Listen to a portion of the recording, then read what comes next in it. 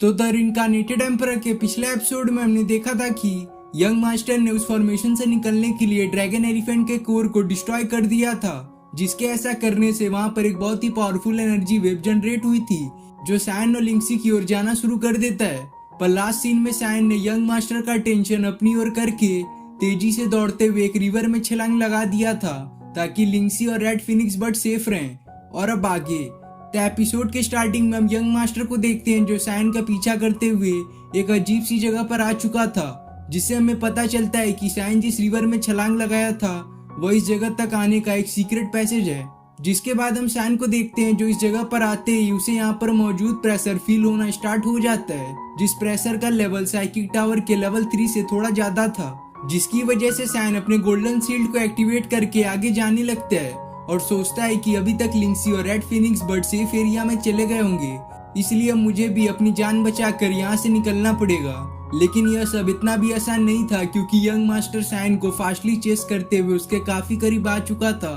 फिर हम सैन को देखते हैं जिसे अपने सामने लिंग्यू दिखती है जो एस्ट्रल स्टोन को एग्जामिन कर रही थी। तो लिंग्यू सैन की इस हालत को देखकर उसके पास जाकर उसे संभालने लगती है, पर सैन लिंग्यू को यहाँ से चले जाने को कहता है क्योंकि वह यंग मास्टर आज उसे किसी भी तरह से हंट डाउन करके ही रहेगा। जो सैन बोला ही था कि वह ब्लू लोटस ट्रेजर उसकी बॉडी से बाहर निकलकर वहां मौजूद एस्ट्रल स्पिरिचुअल एनर्जी को अपने अंदर एब्जॉर्ब करना स्टार्ट कर देता है, जिसको इतनी तेजी से वह स्पिरिचुअल एनर्जी एब्जॉर्ब करता हुआ देख लिंग्यू काफी हैरान होते हुए सैन को रुकने को कहती है क्योंकि वह जिस स्पीड से स्पिरिचुअल एनर्जी को अपने बॉडी के अंदर एब्जॉर्ब कर रहा था उसकी वजह से उसकी बॉडी एक्सप्लोड भी कर सकती थी। जिस पर सैन बोलता है नहीं, मैं इसे रोक नहीं पा रहा हूँ, ये मेरे कंट्रोल में ही नहीं है, ये तो अपने आप ही बहुत ही तेजी से मेरे बॉडी के अंदर एब्जॉर्ब हो रही है और तुम भी यहाँ से चली जाओ क्योंकि वो यंग मास्टर मेरे को खोजते हुए यहाँ पर आ ही रहा होगा। और इतनी देर में हम देखते हैं कि वो यंग मास्टर भी सैन के पास आ चुका था क्योंकि जैसे ही वह ब्लू लोटस ट्रेजर यहाँ पर मौजूद स्पिरिचुअल एनर्जी को अपने अंदर एब्जॉर्ब कर लिया था, उसकी वजह से यहाँ पर मौजूद प्रेशर अपने आप ही खत्म हो गया था, जिससे वो यंग मास्टर यहाँ पर इतनी जल्दी पहुंच सका। तो सैन यंग मास्टर को उसकी ओर आता हुआ देख लिंग्यू को यहाँ से चले जाने को कहता है क्योंकि वह नहीं चाहता था कि उसकी मैटर में लिंग्यू इन्वॉल्व हो। पर लिंग्यू बोलती है नहीं, तुम मेरे अच्छे दोस्त हो और मैं तुम्हें ऐसी सिचुएशन में छोड़कर यहाँ से जा नहीं सकती। जो बोलकर लिंग्यू उस यंग मास्टर जो कि सैन की ओर अपनी स्वॉर्ड लेकर बढ़ी रहा था उससे फाइट करना स्टार्ट कर देती है, जिस फाइट में लिंग्यू अपनी फायर पावर का यूज करते हुए उस यंग मास्टर को काफी अच्छा टक्कर देती है। और इधर हम देखते हैं कि वह blue lotus treasure spiritual energy को एब्जॉर्ब करने के बाद उस एस्ट्रल स्टोन के पास जाकर अब उसकी एनर्जी को एब्जॉर्ब करना शुरू कर दिया था, जिसको ऐसा करता देख सैन उस ब्लू लोटस ट्रेजर पर काफी गुस्सा हो जाता है क्योंकि पहले से ही वह ब्लू लोटस ट्रेजर यहाँ पर मौजूद स्पिरिचुअल एनर्जी को अपने अंदर एब्जॉर्ब कर चुका था। पर इसके बावजूद उसकी भूख शांत नहीं होती और वह उस एस्ट्रल स्टोन की एनर्जी को अपने अंदर एब्जॉर्ब करना स्टार्ट कर देता है। जिसके बाद हमारा सीन फाइट पर शिफ्ट होता है जहाँ पर लिंग्यू अपने फायर पावर का यूज तो कर रही थी पर अभी भी वो इतना पावरफुल नहीं थी कि वह यंग मास्टर को टक्कर दे सकती थी,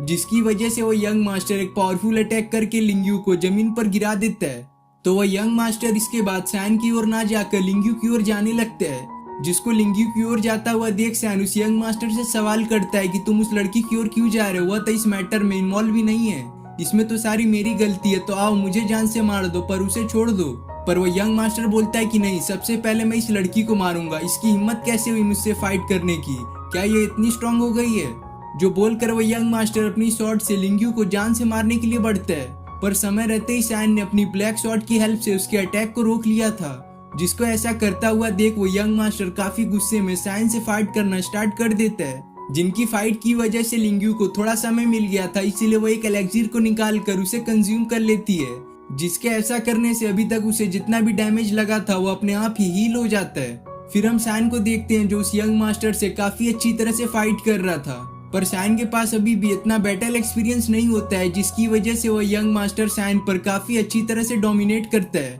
और उस पर अपनी स्वॉर्ड से अटैक करके उसके शोल्डर को इंजर्ड कर देता है। लेकिन सैन को इतना इंजर्ड करने के बाद भी वो यंग मास्टर काफी हैरान होता है क्योंकि सैन की जो स्वॉर्ड होती है वो इतना देर फाइट करने के बाद भी काफी अच्छी हालत में थी, जो बात यंग मास्टर को काफी अजीब लगती है क्योंकि उसकी स्वॉर्ड काफी पावरफुल थी। जो बात वो यंग मास्टर सोच ही रहा था कि इसका फायदा उठाकर लिंग्यू सैन के पास जाकर उसके इंजर्ड एरिया पर वह एलेक्सिर गिराती है, जिसकी वजह से सैन का शोल्डर वाला इंजरी वापस से रिकवर हो जाता है, जिसको वो एलेक्सिर यूज करता हुआ वो यंग मास्टर भी देख लेता है। इसलिए वह लिंग्यू से सवाल करता है कि क्या तुम फायर सेक्ट की मेंबर हो। और अगर तुम उस सेक्ट की मेंबर हो तो तुम इस नॉर्मल से इंसान की मदद क्यों कर रही हो? जिस पर लिंग्यू बोलती है, हाँ मैं फायर सेक्ट की मेंबर हूँ और ये सैन मेरा एक काफी अच्छा फ्रेंड है, तो अगर तुमने अभी फाइट नहीं रोकी तो तुम मेरे फायर सेक्ट से पंगा ले लोगे। जिसकी बातें सुनकर वो यंग मास्टर एटीट्यूड दिखाते हुए बोलता है, हाँ फायर सेक्ट की मेंबर हो तो क्या कुछ भी करोगी?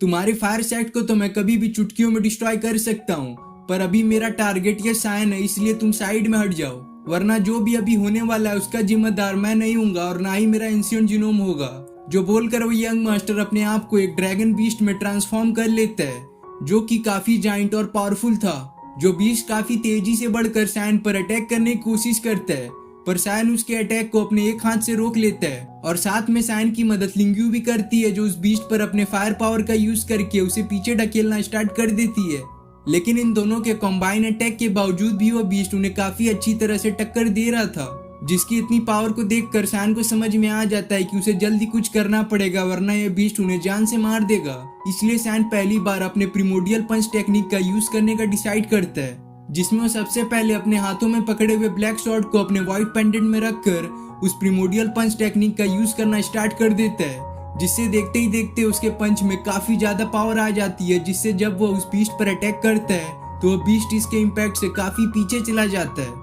पर इस टेक्निक के यूज करने की वजह से सैन के बॉडी में मौजूद सारी एनर्जी एग्जॉस्ट हो गई थी, इसलिए वह बेहोश होने की हालत में आ गया था। जिसकी ऐसी हालत को देखकर लिंग्यू फटाफट सैन के पास जाकर उसे एक पील देती है, जिस पील को कंज्यूम करने के बाद सैन की बॉडी में थोड़ी बहुत एनर्जी वो वापस से रिगेन कर लेता है। जिसके बाद हमारा सीन उस ब्लू लोटस ट्रेजर पर शिफ्ट होता है, जिसने इतनी देर में उस एस्ट्रल स्टोन की पूरी एनर्जी को अपने अंदर एब्जॉर्ब कर लिया था, जिसके ऐसा करने से वह स्टोन धीरे धीरे चटकने लगता है, जो देखते ही देखते पूरी तरह से डिस्ट्रॉय होकर उसके अंदर से एक प्रीमोडियल स्क्रिप्चर निकलता है। पर इस स्क्रिप्चर में एक प्रॉब्लम थी कि यह स्क्रिप्चर अभी पूरी तरह से मैच्योर नहीं हुआ था, क्योंकि वह ब्लू लोटस ट्रेजर ने उस एस्ट्रल स्टोन को समय से पहले ही डिस्ट्रॉय जो कर दिया था, जिसके कारण यह स्क्रिप्चर अभी पूरी तरह से कर्स्ड होता है, जिसके अंदर से काफी ज्यादा अमाउंट में ब्लैक ऑरा रिलीज हो रहा था। जिससे होता यह है कि जब वह ड्रैगन बीस्ट सैन पर फिर से अटैक करने को आता है तो वह ब्लैक ऑरा उस बीस्ट पर पूरी तरह से हावी होना स्टार्ट कर देता है। पर वह बीस्ट भी काफी पावरफुल था, इसलिए वह इसे रेसिस्ट करने की कोशिश करता है,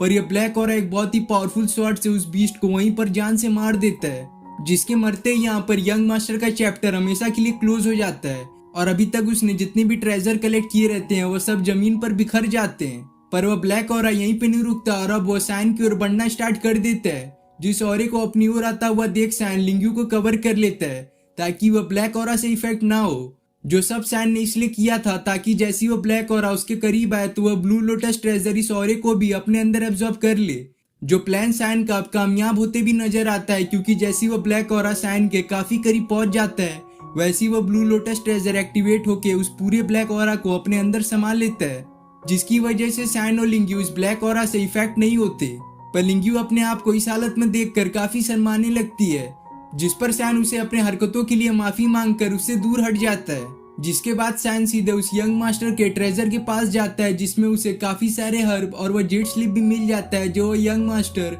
उस हॉल ऑफ स्टार के सीक्रेट जगह से कलेक्ट किया था। जिन हर्ब और ट्रेजर को कलेक्ट करने के बाद सैन बोलता है कि अब मेरे पास इनफ चीजें हो गई हैं कि मैं ट्री इनकार्नेशन ड्यूरेबिलिटी के सेकंड लेवल को प्रैक्टिस करूं। फिर सैन उस यंग मास्टर से मिले हुए जेट स्लिप को चेक करता है, जिसमें से एक जेट स्लिप की तो एनर्जी पूरी तरह से खत्म हो गई थी, जिसकी वजह से अब यह जेट स्लिप एक पूरी तरह से वेस्ट था। पर जब सैन दूसरे जेट स्लिप को चेक करता है तो वो वर्किंग हालत में था, जो कि किसी स्टार कलड्रॉन टेक्निक का जेट स्लिप था, जिसके अंदर ऐसी टेक्निक बताई गई थी कि आप उसका यूज करके अपने सोल को कल्टीवेट कर सकते हैं। लेकिन सैन को इस टेक्निक को प्रैक्टिस करने के लिए अपनी कल्टीवेशन लेवल को थोड़ा सा ऊपर ले जाना पड़ेगा। जिन सब ट्रेजर को कलेक्ट करने के बाद सैन लिंग्यू की ओर जाता है, जो कि उस प्रीमोडियल स्क्रिप्चर को देख रही थी, जो पूरी तरह से कर्स था। जिस प्रीमोडियल स्क्रिप्चर को देखकर लिंग्यू सैन को बताती है कि यह स्क्रिप्चर काफी एंशिएंट और एक पावरफुल चीज है, जिसके अंदर यूनिवर्स के कई सारे लॉ और पावरफुल टेक्निक दी गई हैं। पर यह स्क्रिप्चर पूरी तरह से मैच्योर नहीं है, जिसकी वजह से अभी तक इसके अंदर जितनी भी टेक्निक लिखे गई हैं वो इनकम्प्लीट है।